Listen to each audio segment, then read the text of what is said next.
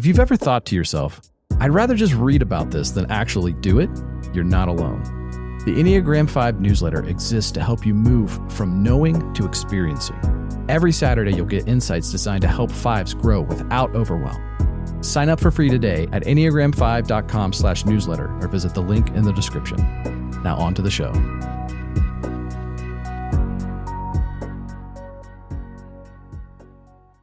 Okay, so Cody, Yeah. are aliens real? I've always said maybe, but now I say maybe, but with more enthusiasm.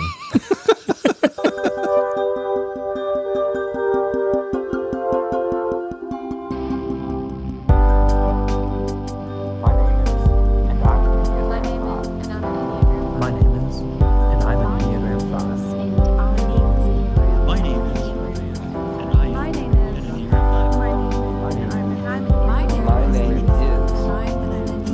am an Enneagram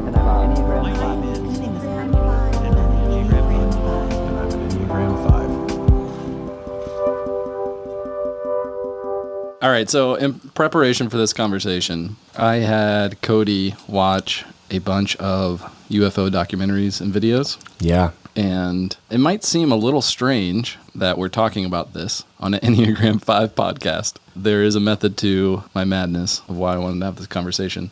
Because this is true of all of the head types. And I feel like we have our own unique flavor of it being fives. But we can really over-rely on our rational mind. We sort of elevate it to this place where it's almost superhuman and like infallible, and or at least we like to tell ourselves that, right?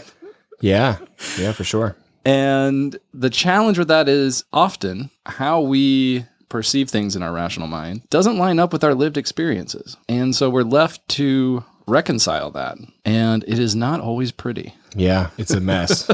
Completely chaotic and leaves all kinds of pain in its wake, really. Anything in life that isn't tangible in front of your face and you choose to try to believe in something or have faith in something that isn't there is really hard for a 5. And you always want to ask all the hard questions and everybody hates you for it. Yeah. And I think that the UFO topic is really timely because of everything that's going on now. But I wanted to walk through how I got to this point and how I got to where I was making you watch all this stuff. Yeah, because it was before this kind of worldwide conversation that's happening right now about it. Yeah. So for context, it was back when it was weird. And you were still more crazy now for talking about it. I know. I'm not one of those UFO people. I would say no, I don't. I you don't have tinfoil on your head. I ignore like 90% of it. Yeah. Because most of it's crazy. But when I was a kid, I was super into aliens. I've talked about that a little bit. I watched the show Roswell. I was in like middle school and I don't remember this. I love the idea of there being other intelligent life out there. And because to me, it presented limitless possibilities on what reality could mean. And even as like a 9-year-old, I was thinking about that kind of stuff, right? Yeah. And so I always liked the idea of it, but I could never let myself go down the path of quote unquote true believer or any of that stuff. Right. And I'm still not at that point. And I want to definitely make a distinction between aliens and UFOs or UAPs for this conversation. But well, yeah, because UFOs at this point, it's kind of hard to argue that there's something going on. Okay, so let's walk through that. So I was definitely a skeptic, and I remember kind of over the years, I would read something here or there, watch something here or there. Like I remember, for instance, it had to have been 8 or 10 years ago. I read an article about how there was this unspoken reality pilots, like commercial pilots and military pilots, that they see things on a regular basis. They don't talk about it because it was a topic of ridicule and it could end your career. But the reality is so many of these pilots were seeing things that just defied their understanding of flight and crafts and all of that. Gravity and right? Reality. So I remember reading that, and it's weird that little things like that would stick with me. Yeah. Where I couldn't take it and put it up on a shelf of like, that's really interesting. I'll come back to that later because I feel like that's going to be important at some point. Yeah. You know? Okay. And then last year with the pandemic, it really just disrupted my world in so many ways. But one of them was, I remember back up a little bit because in 2017, what happened was, and this is really what was the first step to bringing this conversation mainstream, was that the New York Times broke the story of 3 videos that were taken by military aircraft. They had on radar. They had so it wasn't just visual. It was their instruments, these highly precision instruments that were picking up objects that defied the laws of everything they knew about aircraft. Right. And I remember when that came out, where I was at in my life, I had just left my job, just found out we were having our second kid. We were living in my in-laws' basement, and there was a lot going on for me. So I didn't really give it much mental energy, but I sort of started paying attention a little bit more. And then in May, I believe it was last year, beginning of May 2020, the Pentagon confirmed that those videos were authentic. They didn't come out and say, yes, these are UFOs and were taken by military personnel. They're not doctored. We don't know what they are. Yeah. We don't have any reasonable explanation for them. And that's when I was like, wait, the timing of it was really interesting to me. That they would come out and say this in the middle of everything else that was going on. Like, why would they come out at that point? And I started looking into it and asking questions. And the thing about being a 5 is you can't leave things alone. Right. And so I couldn't just, once I started pulling that thread, I couldn't stop. And I just went down a deep rabbit hole. You're like Jim Carrey in the number 23. I actually have not seen that. What? Yeah, I Oh, know. man. I know. He it's on my basically list. goes crazy because he gets obsessed with the number 23. That's the whole movie. Well, and the other thing is we're really good at connecting dots that most other people can't. Right. And putting things together. And honestly, that sounds like a conspiracy theorist. And does. so part of me wonders if we're more susceptible to that kind of thing. Where's your wall of yarn? Right. But the other thing about it, though, is I could also still separate myself from it.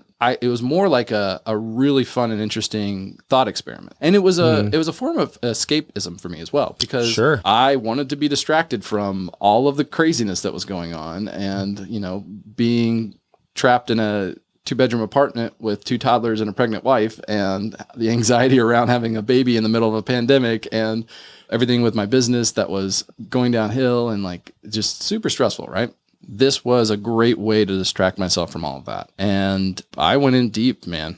I've watched hundreds, if not over 1,000 hours probably of this kind of stuff and read all kinds of articles and books and things. And You and your brother. yeah, well, yeah.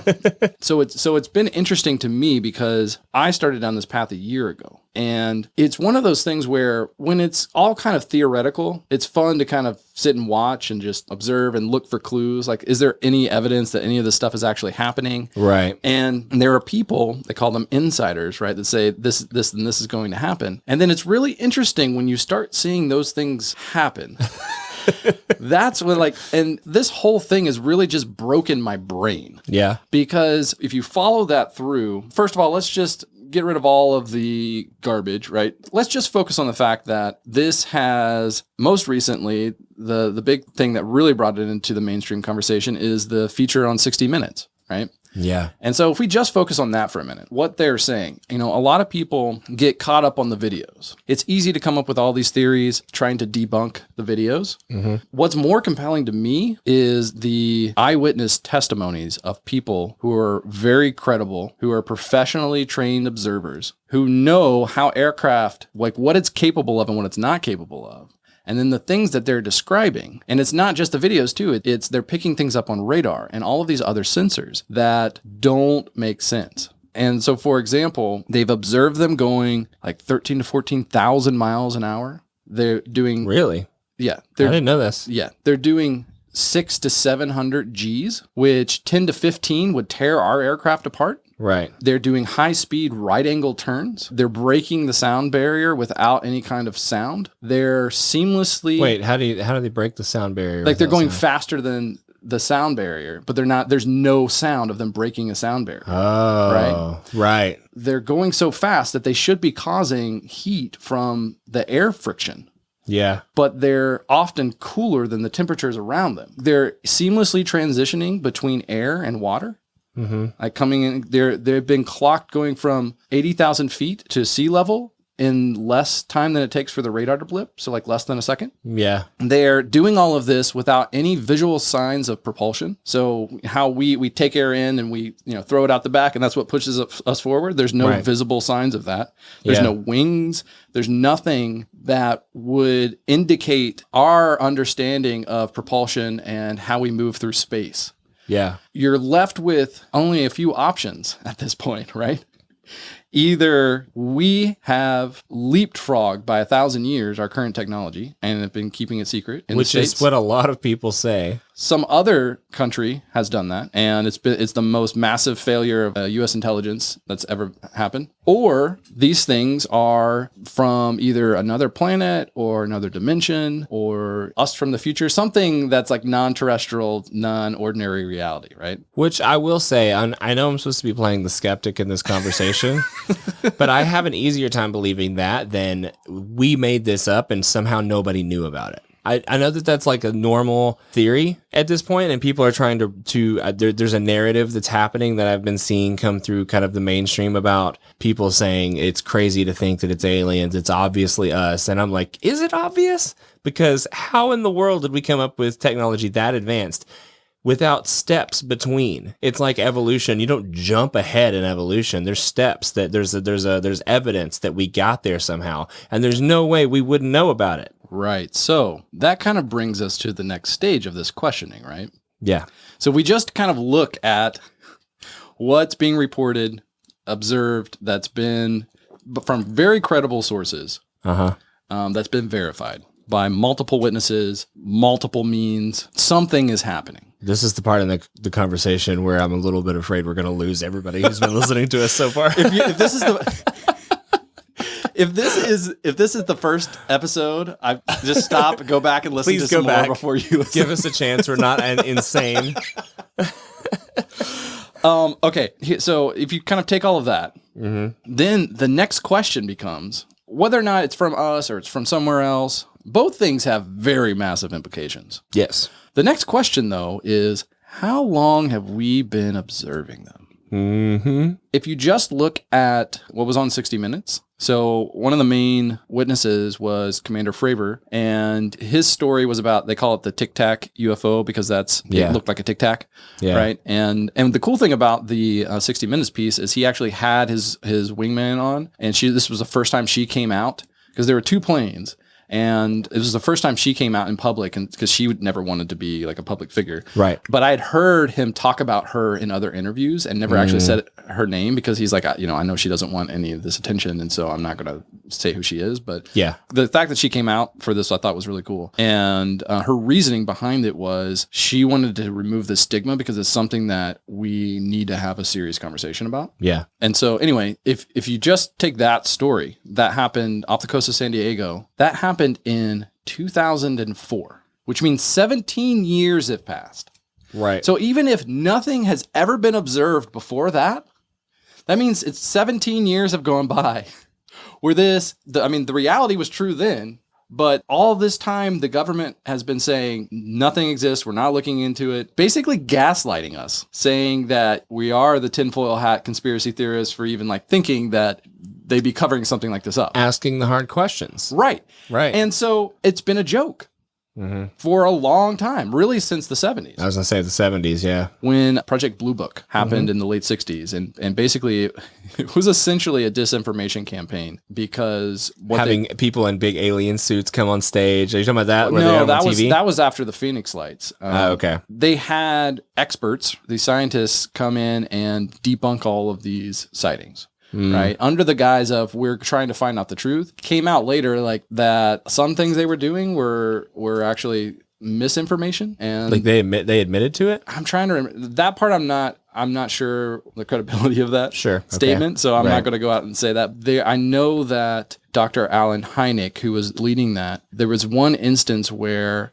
some people, I believe some people got sick from an encounter with these things, and like basically he said it was swamp gas, and after he stepped down, like that was the big thing that he regretted because he ended up becoming a believer. He was a huge skeptic before this, and then what he said essentially was that 90% of these things can be easily explained. But that still leaves 10% that can't. And that's a huge number because there have been hundreds of thousands of documented sightings of things. Also, I would question the 90%, because I don't know if 90% of it can be explained. I don't know. I mean, at least not what they've released and that I've seen. I'm like, every single video that they show, I'm like, that can't be explained.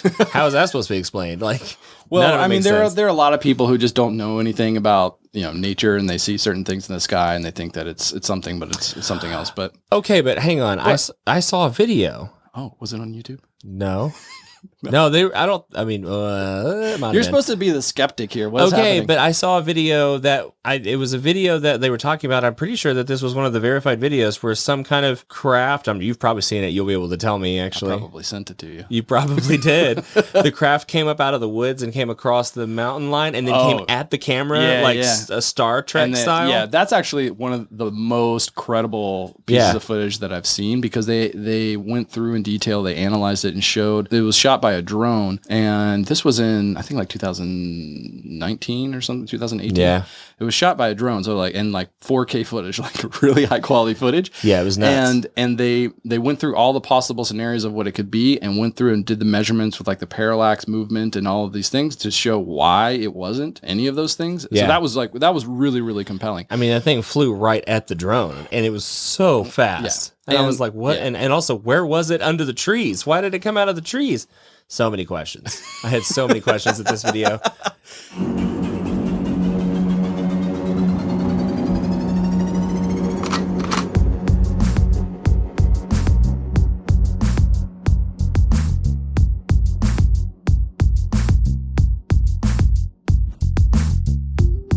What would I think as a 5 if UFOs are real? Well, UFOs are real. There's unidentified flying objects, and we don't know what they are. We have proof of this. So really, the question for me is more about what are the likely possibilities and what would I think about those? So if it's someone else on our planet, like the Russians or the Chinese or somewhere else that we don't know about, then we're going to have to wrestle with the fact as Americans that we're not the leading superpower anymore, and that's going to be really interesting. It's going to be really hard for a lot of people, but ultimately, I think it'll be really interesting. Now, if it's aliens, then I can't say I would be surprised either at that, but then there's going to be a whole host of other questions on how long have they known, how long have they been here, why haven't they really revealed themselves until now. So I think as a 5, I'm just going to immediately start trying to dig into and analyze everything possible about what it means and what it's going to mean and extrapolate that out into possible futures. And I don't think I would feel any sort of a sense of dread or anything. I think I would just be a lot more curious about it. Like, well, that's new data that we didn't have before, and so now we can further our understanding of the universe.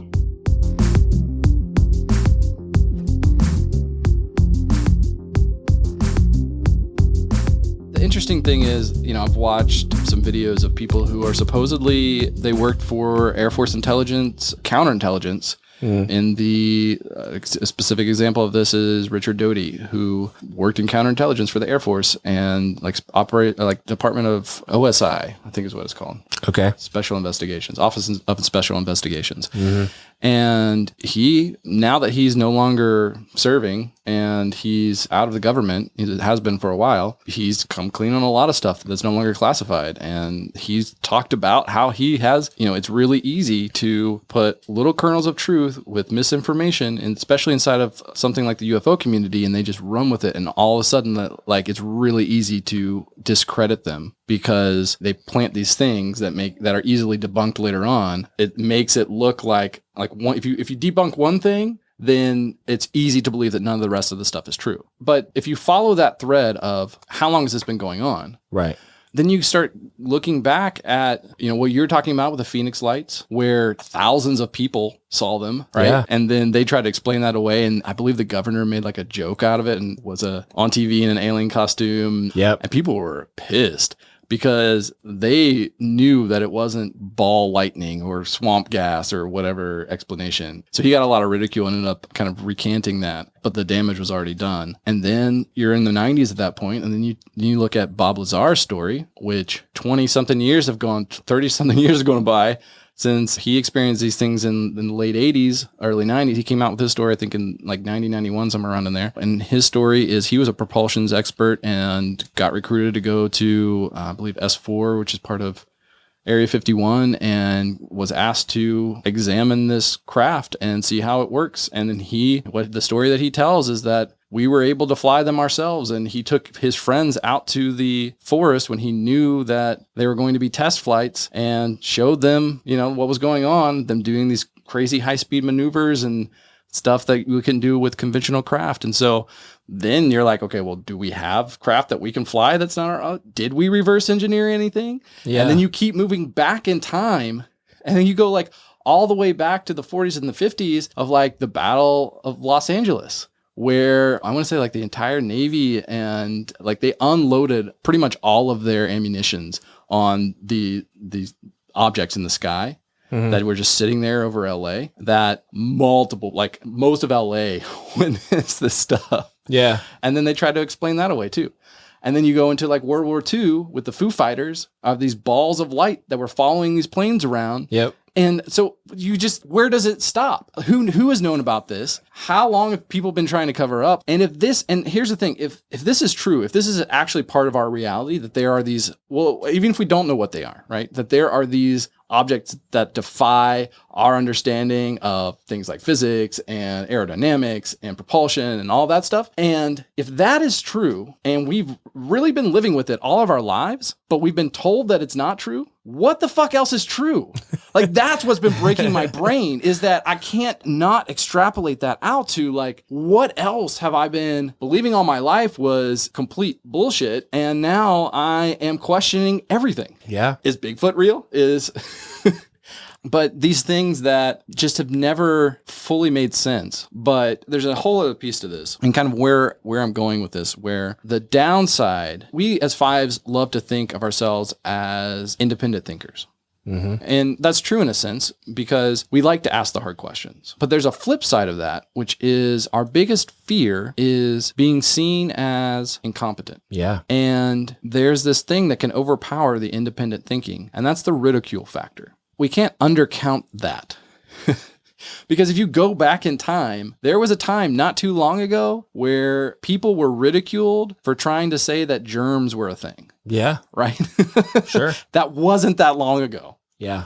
And it's pretty arrogant of us to think that we have even like a fraction of reality figured out at this point. But we still get trapped in this place where we're afraid to pull some of those threads if we have bought into kind of the mainstream story or understanding of how reality is, because unless we have what we consider a foolproof understanding and can come across, which we hardly ever really feel like that's possible, right?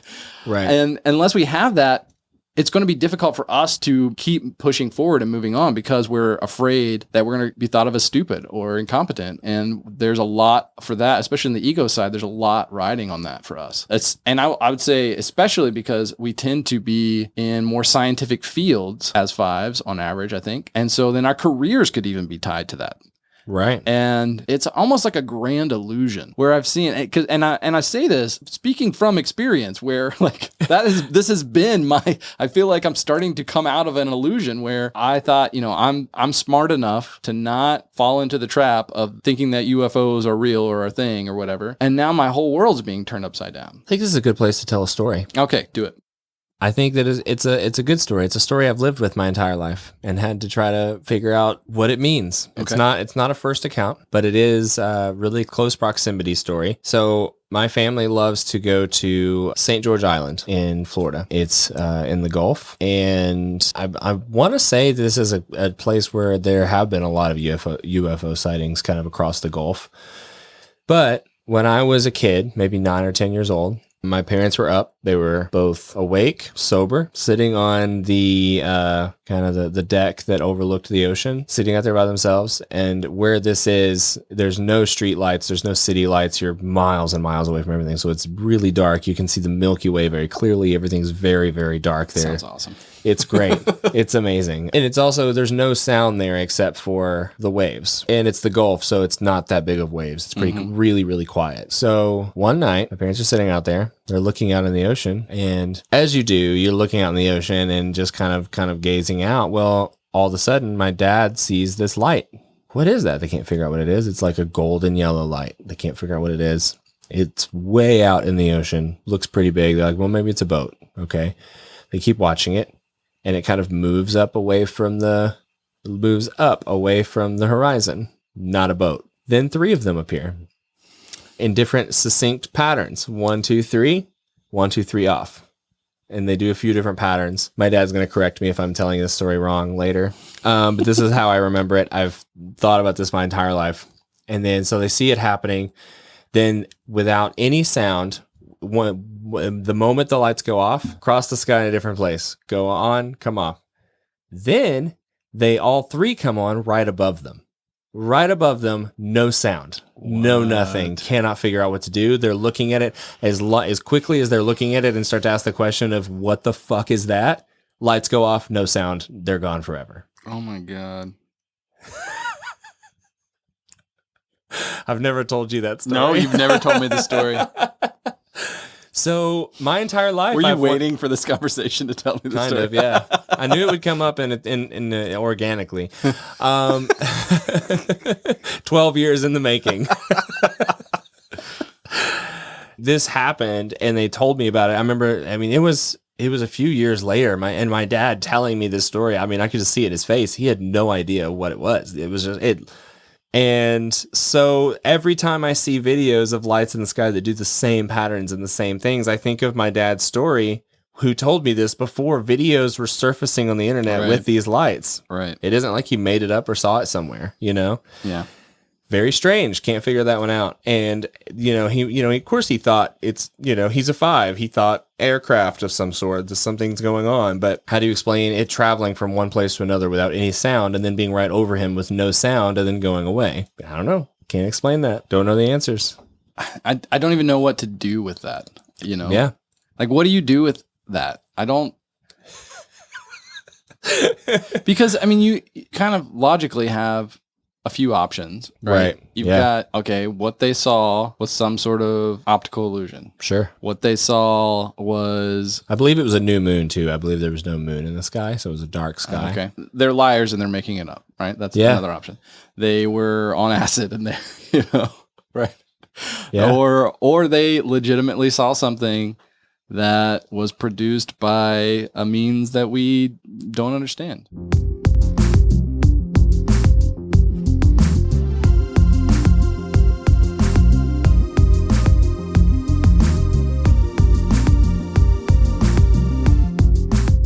Well, UFOs are real, unidentified flying objects, but SETI, which scans the skies for any kind of consciousness that's coming to the Earth, has never felt anything except in the movie Contact. So there's no other consciousness that's coming from space. All consciousness and source of anything of any kind of consciousness comes from Earth and humans. So even though unidentified flying objects exist, their explanation is not a mystery. It's always human created. It could be just kind of space junk falling to Earth. And if it were a flying object, maybe it had some aerodynamic qualities for that space junk. And it will be seen as an unidentified flying object.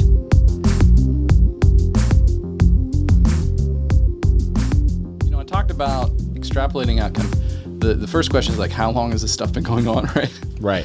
And you can really pull at that thread for a long ass time, all the way back to like the origin of the human species, if you really want to. Sure. Which we're not going to go down that path.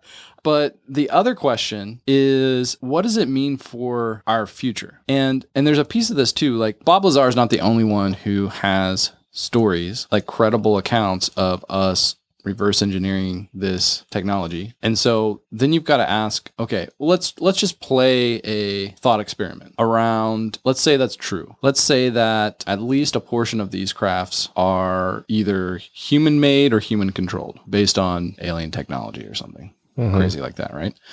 Let's walk that out a bit. If you just go off of like Bob Lazar's story, we've had this since the 80s. Yeah. So let's think about that for a minute. If you look at what the craft can do, the technology that would be involved in that would solve all of our major problems today, right? Okay. So we would be able to have the ability to transport anything from any point on the planet to another point on the planet in seconds or minutes, right? That takes care of all of our logistics, literally connects us all globally where we can get anywhere, and we could go have dinner in China tonight if we wanted, right? And be back in time for bed, right? So if you think about the energy source it would require to do that sort of thing, Yeah. that fixes all of our fossil fuel burning problems, right? Mhm. We've got, say, 0-point energy, where we're able to create these devices that generate more power than it takes, which is supposedly not possible with physics. And so, Like an arc reactor. yeah, right, exactly, yeah. Why don't we have Iron Man yet? Let's say that this stuff is true. Why has it been hidden? Like, why is it not part of our everyday reality? Yeah. And that's the part that, like, to me is really messed up. Because if you go down the path of the government or a faction inside the government that's probably become more corporate than anything at this point, Right. like if you go down that path, man, I really sound like a conspiracy theorist. This is a thought experiment, everybody. If you really go down that path and think about the great lengths that it would take to keep something like this a reality, they would have to be embedded in our media, in Hollywood, inside of like the scientific community and academia in order to shape the narrative that keeps people in that ridicule line, right? Right. And there are all kinds of stories about technologies that have been invented that are electrogravitic, that basically gravity control, and the idea of like a 0-point energy, or cars that run on water, or sound that heals cancer, and just like crazy stuff like that. Right. And this is a really weird phenomenon, but like the story is always like the government comes and takes it away and nobody hears about it again. Mm-hmm. Like, this is like always a story. And I don't know if that's like a meme that we generated as a society in order to help us understand things that don't make sense, or if there's actually like any kind of Kernel of truth in there. kernel of truth in there. Yeah, that's the thing that drives me crazy.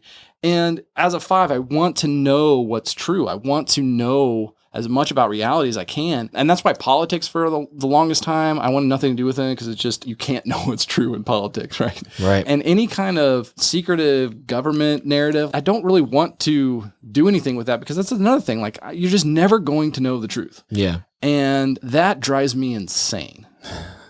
I can't sit on that for too long, because it drives me crazy. I can't deal with it.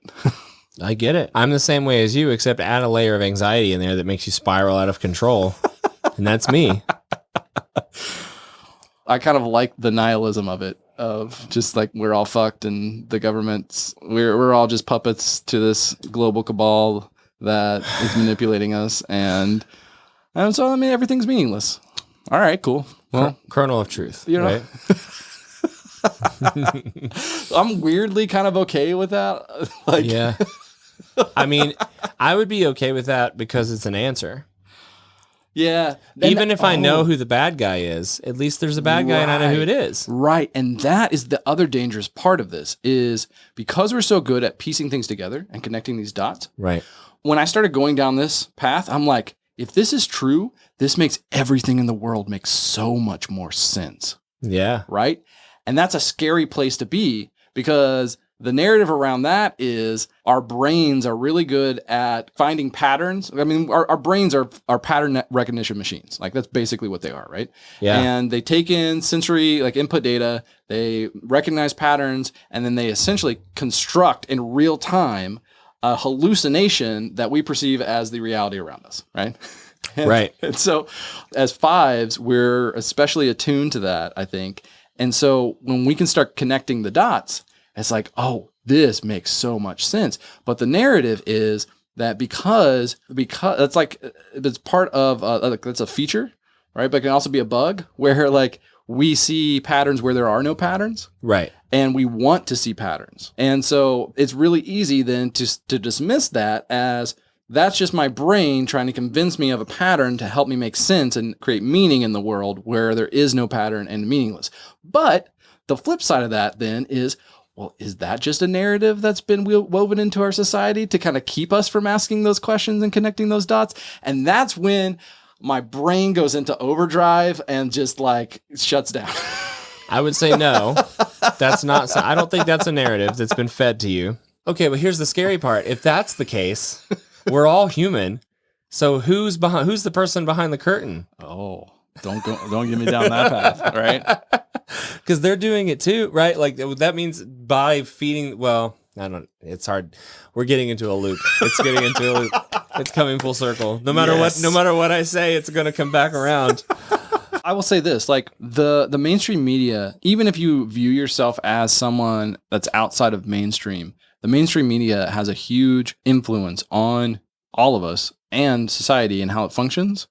And it is not an infallible system. And I would argue that at its worst, it's kind of broken and corrupt. And I'll give you, so if let's set aside the UFO thing for a second. And let's look at something else that's coming into mainstream discourse after a year of being completely ridiculed. And that is the COVID lab leak hypothesis. Mm-hmm. And so if anyone has not been following this, essentially, there was this really weird coincidence where COVID first showed up in Wuhan, where they have the center for, like the Institute of Virology or whatever it is that's studying coronaviruses and doing gain of function research on them to essentially try to make them gain things that will make them more infectious. Yeah. And they're messing with the viruses. They're messing with the viruses in order that the logic behind that is that they want to be able to predict how these things will evolve so that we can get ahead of them and prevent a pandemic. That is what they tell us. Right. So that is the narrative. That's the narrative, right? And of course, this thing got politicized right out of the gate. And one figure said something about it. And then the other side instantly was like, if you think that there's anything to the lab leak hypothesis, you're a racist. And then the mainstream scientists kind of came out and said there's absolutely nothing to the lab leak hypothesis. We are confident that this came naturally through some other organisms and evolved in that, because there were really peculiar things about this virus where it was instantly like really easily transmissible between humans. Right. And that's not something you really find in nature unless it's had a chance to jump to another organism that's closer to us and then jump over to us. Yeah. And they've been looking for that and they haven't been able to find it. Mm-hmm. And I'm not saying, obviously, that it's a hypothesis, right? Yeah. But for a year, you were not allowed to talk about this. And you were essentially, like, I follow a few scientists who I find very credible, and they've been talking about this from the beginning and why, and they actually showed, like, this is the argument why I think we should be at least looking into this and taking it seriously as a credible hypothesis. And they were ridiculed for the entire year and called conspiracy theorists, called, like, right-wing nut jobs, called all kinds of stuff. Yeah. And all they were doing is asking the questions and trying to raise concerns about, like, there's some actual legitimate things we need to address here because we're not talking about it. And it's only now, after certain people are out of office, that we can bring this up in polite society. Now that the mainstream media has kind of come on board and stuff's calmed down a little bit. Yeah, it popped up in the New York Times or popped up here or there. Like the problem is this was always something we should have taken seriously and looked into. Yes. But the narrative that was created by mainstream media put into it a culture of ridicule. Mm-hmm. And then when you start to pull apart what's going on and you realize that the people who are leading the charge of this came from nature, this was not a lab leak, those people were the ones who had the most to lose by getting rid of gain of function research, because they're the ones with the big grants, or they're the ones who are handing out the big grants, and they're huge advocates of this. And then one of them, who was the only person on the report that was handed from China over to WHO, the only American that was part of that group, was the one person whose institution was doing like this sort of like they had the most to lose, right? From this being like it's total conflict of interest, total conflict of interest. But it was so weird to see, because these people were respected in the scientific community. A bunch of people in the scientific community rallied around them and didn't ask the hard questions. Yeah. Or at least not publicly. They didn't ask the hard questions. Yeah. That's probably fair to say. And, not publicly. Yeah. And so, but that's just as important, because what else is that happening with? Right. It'd be really naive to think that this is just an isolated incident. Isolated incident. Yeah. Where else is this happening? I mean, I don't think it's an unreasonable assumption to say that probably happens more often than not. Then you have to get like you're breaking it all down to the point of like, who can I actually trust? Like, what is real? Like, what? How do I know? Like, what is? Because I mean, I'm not a scientist. I don't have the skills or the experience to be able to like decipher any of this myself. I have to listen to the experts. How do I do that? And how can I possibly do that for everything that impacts my life in the world? Like, that's so exhausting. Looking at the data and knowing where the bias is. Like it's a full-time job. Well, and I think too, it's exhausting in and of itself anyway. I think that there is a lot going on there when it comes to what people are keeping from us. I can't imagine being on the other side of it and having to deal with coming from it from a different perspective too. Yeah. Maybe it's not all nefarious. No, I'm not saying that it is. I mean, they're having to deal with a public who every time something crazy happens, toilet paper and gas goes missing, I totally get you. Yeah. They, whether they're going to release information or not, they have to do it in such a way that we don't lose our fucking minds and all of the society collapses in response to some crazy revelation, because all we had to hear was that, recently, what was the gas apocalypse from 2 weeks ago that lasted 2 days. And that was all because people just bought too much of something all at once because they freaked out because everybody's in apocalypse mode right now. And they were since last year, since the toilet paper incident. And every time something like that happens, I always think, wow, do we not think for ourselves? Like we really are a hive mind that just has certain triggers and alarms that go off, and everybody just like does the same thing, even though regardless of the illogical aspect of it. I mean, because I didn't go out and buy gas. I waited until the gas was out, and then it came back 2 days later. I didn't go out and buy toilet paper. I used what I had, and I got a little dire there towards the end, but it came back after a supply came back. I don't understand it, but I can't imagine being on the other side and knowing certain bits of information and going, how do we tell them? Like, how do we tell them? Yeah. Because they might lose their minds. And then what do we do? Yeah. And then coming back around to the UFO thing, I can see how that probably started that way. Let's say, for instance, the first time really we got involved as the United States government was the Roswell incident. Let's say that that's real. Sure. If you think about the timing of that, it's right on the heels of World War II. We're like going into the Cold War with Russia, and we don't know what this thing is. Want to figure it out. We think it might be the Russians. We don't really know, right? Mm-hmm. We don't want them to get it if it isn't the Russians. And so there's all this secrecy. And if you look at when the intelligence community started up, it was around this time. That I could see as an initial logical reasoning of like where we were at as a society. We probably could not have handled something like aliens are real and here's the proof, right? Right. I think at this point, we could handle it. I mean, yeah, across the board, both sides of the aisle as far as politics go and just people in general, both sides of the aisle say they're for the idea of aliens and knowing more about them, or disclosure of some sort, right? Some kind of disclosure, which is like brings us to where we are. It's a unifying tool. It's so weird, yeah.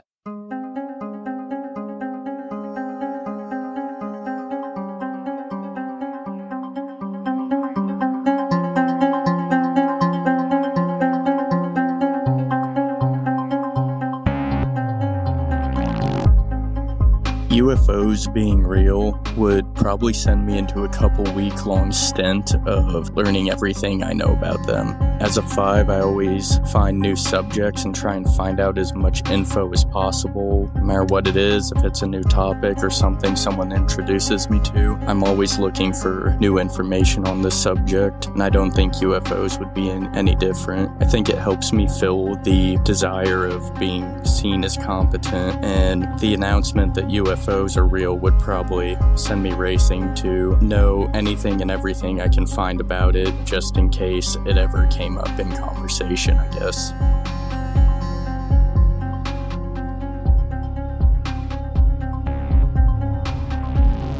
So the big COVID bill that was passed in December weirdly included this, what do you call it, an addendum or something, where, this is how much I know about like legislation and politics, right? But in that bill was included basically a directive by the head of the Senate Intelligence Committee for the Pentagon to produce a report.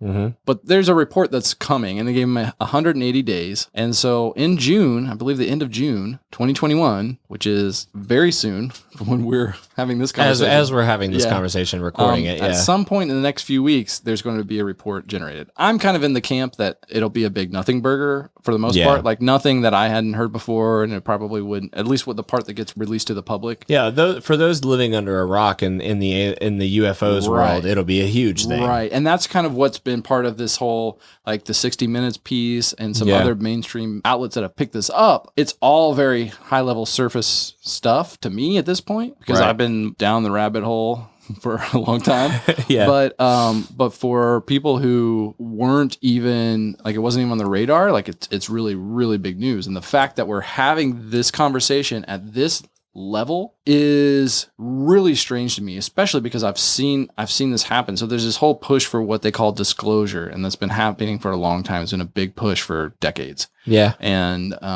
it feels like it's all coming to a head. And the big question to me that I keep mulling over is like, why now? Yeah. Why confirm those videos in 2020 in like the height of a pandemic? What was going on? Yeah, there's no way that nothing like that happens at that level happens by accident. It's so weird too, because it happened and it was like a blip on the radar. Like hardly Right. anyone even noticed, which is another like weird thing. It's almost like they're testing, kind of leaking it slowly, kind of testing the waters to see how it's received.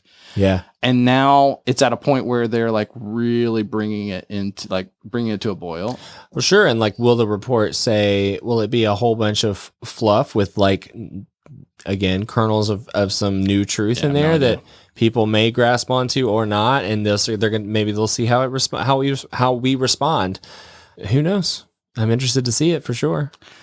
Yeah. And I've also thought like the weird thing, and I don't want to get into this because this is like the weeds, way far the weeds, but there are kind of warring factions within the disclosure movement where there's one side that's saying that aliens are real and that we have a way to contact them and that they're peaceful and that disclosure's up to us. And then there's the other side that people who are kind of at the forefront of this disclosure movement within the mainstream media who have pushed the 60 Minutes piece and pushed the New York Times piece. And the narrative there is we don't know what these are, but they could be a threat and we need to treat them seriously. And so it's this weird kind of, we're trying to control the narrative. Let's just say that part of the intelligence community has been behind the cover up of this for 70 years, right? Yeah. How do you at this point bring it to the public without just like discrediting yourself? Destroying all of like democracy. That's what I mean. Like discrediting your reputation anyway. Like of being like, yeah, you can trust us. Yeah. By the way, we've been holding this from you for, going on 100 years. but let's say there's like a false flag alien invasion where it looks like we need to respond, and all of a sudden we have this new technology that we can combat it with, and then after that sounds all like of a summer blockbuster right there. I know, right? Which also is a whole other conversation around like, does Hollywood is it reflecting reality, or is it trying to control the narrative, or is it trying to like essentially? I've thought about that before. Yeah, like if I'm just thinking like what I like to do is thought experiments where I put myself in the shoes of the person who's okay. Let's say that I wanted to make UFOs a topic of ridicule. How might I do that? Hollywood is a very, very useful tool for that because I could subtly influence what people are like, what stories people are consuming. Mm-hmm. And if they get hints of that in the real world, like, oh, I saw that in a movie. That's not real. All right. Like it makes it seem way more ridiculous because we've been fed these stories for decades that are outlandish and over the top. But like, I don't know what to think about that, because that's a really interesting theory. I mean, I'm sure that there's plenty of holes you could poke in it, but that's the kind of stuff that like, this is where my brain goes all the time. You know where my brain goes when you start having thought experiments out loud? You sound a lot like the detective in V for Vendetta. At the climax of the movie when he goes, it's just a thought, but, and then he explains the entire He goes, what if this happened because this happened, and this happened is because this happened? Right. And he lays out all of V's plans and goes all the way back through all the people that were guilty of hiding things from the public. It's kind of funny. It is, you sound a lot like the detective. Yeah, and I know how crazy I sound, and it's okay because, like I said, it's not like I believe this stuff. It's more like I'm observing, and I think after this trying episode, to- you're going to have to convince a lot of people you don't believe it. well, Our community is about to light up about this.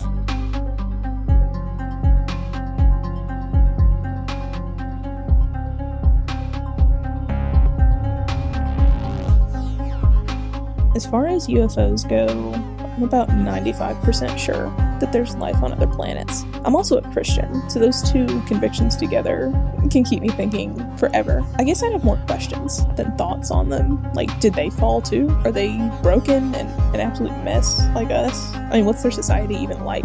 Like, is it matriarchal, patriarchal? Is gender even a thing? Do they have government? I mean, what would they think if they met us? You know, like, what kind of blind spots do we have to our own nature and our own society that they would see immediately? I would just love to talk to some, or just watch some interact with each other. I'm sure our society would implode if we ever actually had to interact with aliens. We barely have enough room for other humans who don't look like us, so how would we function with aliens? I think of that movie Arrival. It would all be so interesting. I think there'd be a lot of opportunity to learn a lot about ourselves.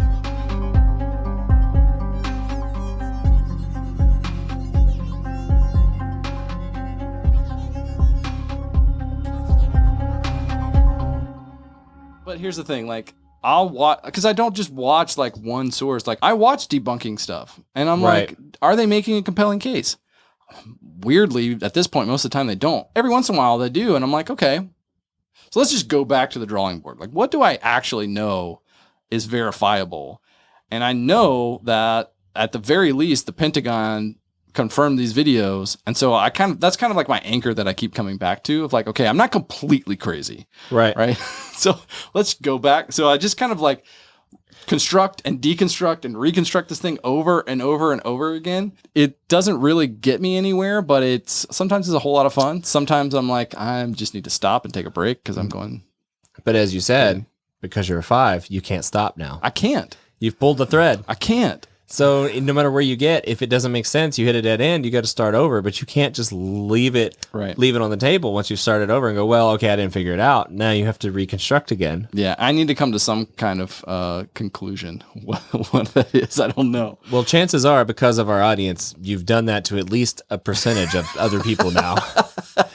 I'm not pulling the thread alone at this point. Yeah, you're helping other people. You're helping other people find the thread. And kind of going back to your story too, it's not just about UFOs, right? I've experienced things personally in my life that I just can't reconcile with my rational mind. Yeah. I've gone through all of the options, and that's been really hard for me to grapple with, because I tend to think of my rational mind as almost something separate from me, right? Yeah. Or like maybe even like my identity, my body, my spirit, if there's a thing, right? Those things are just, they're the vessels that kind of carry my rational mind around. Yeah.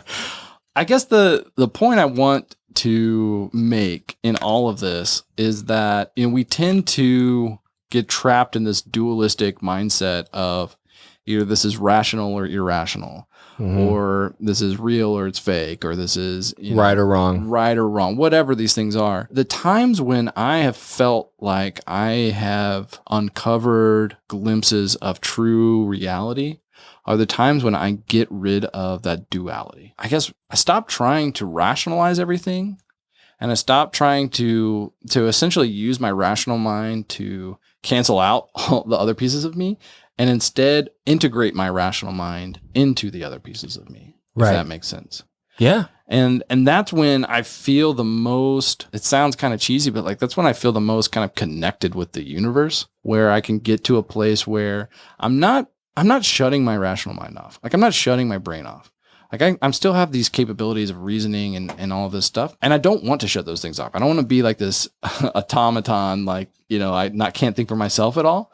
But I also want to recognize the limits of my capabilities, even if I don't like those limits. And I want to pretend like they're not there. At my healthiest, I'm recognizing those limits and realizing that it would be really arrogant of me to think that there's not a reality outside of what I can perceive, and just be open to that and see if I can experience some of it. And I've had experiences that in some way, even if it's purely subjective, has kind of validated some of that for me. But it requires me to integrate my rational mind into my body and into a more like spiritual kind of experience. And so that's where I've kind of come around to with all of this. And weirdly, the UFO phenomenon helped me get there. I don't know what to say, man. I mean, I can see that. I want to believe in aliens the same way I want to believe in ghosts. They're the same to me in that what they do for me is beneficial if they are real or true, because I desperately want to believe there's something more than just what we have, what's in front of me. I want to believe that there's more than just the humanity that we experience in this life. Ghosts could be a whole thing. It could be parallel dimensions rubbing up against each other. It could be spirits that leave the body and roam around. Energy not yet used, reused, and recycled by the universe. Who knows what it is? But aliens existing, a true physical evidence of something existing beyond this world and beyond this, what we have always known to be the only thing that's true and real, whether we want to admit it or not. And then to have this thing in front of us, this being or this thing that says, hey, you didn't even scratch the surface. You're not even beyond the tip of the iceberg. Like you don't even know. Like you're talking about a grain of sand on a beach right now. And for a 5, that's a playground. Yeah. That's heaven. That's a utopia right there. Because as soon as that door is opened, if it's ever opened, every 5 on the planet will rejoice and say, we have now a 1,000 lifetimes worth of information to try to learn all at once. Oh, that sounds amazing. And that's why we're talking about this right now, because we like to hypothesize. We like to think about the idea of there being more than what we have, and something to be a part of something bigger than what we have always been a part of. And I think that that's something that is worth marveling in, reveling in, taking a deep dive into. As crazy as it may sound, we can sit here for an hour and talk about it, and at the end of the day go, maybe it's real and maybe it's not. And if it is, awesome. And if it's not, I mean, we still had a good time talking about it. Yeah. What does real even mean these days? Who knows? There's so many stories. There's so many stories and so many things that we didn't even talk about. But all that to say, I've heard a lot of crazy shit in my life that I don't have answers for. And I desperately want to believe is true. Because if there's something beyond the physical that we have the answers for, if even 1 or 2 things that are massive things we don't have the answer for are true, then what else is true? And what else do we not know? And we already know that we don't know a hell of a lot. So I think it's worth asking the hard questions. At the end of the day, whether it's true or not, I think asking the hard questions is the important part of what you should take away from this conversation. Don't be afraid to ask the hard questions, and be open to the answer. Love it. Yeah. That's a wrap. Hey, it's Cody, and I wanted to say thank you for listening to this episode. I also want to give a special thanks to our community members who shared their voice with us. If you enjoyed this episode and you're the type of person who likes helping others, would you do us a favor and share it with other people like you? If you found value in this conversation, they will too. If anything in this conversation has resonated with you, or if you have any further thoughts or questions, I want to invite you to join our community of other people like you and continue the conversation at Enneagram5.com.